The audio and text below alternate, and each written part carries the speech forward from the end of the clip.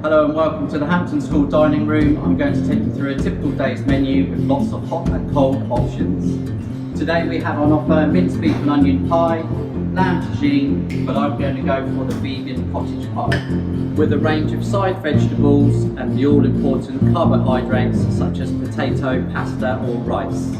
We have fresh soup on every day. Today we have fennel and dill, and you can add toppings such as croutons.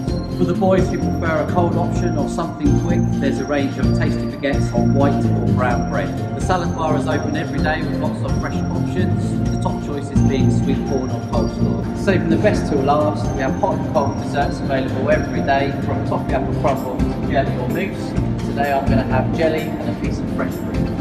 We've been providing food for boys here at Hampton School for over 20 years. As you can see, there's plenty on offer for everybody. You can get a full tray every day.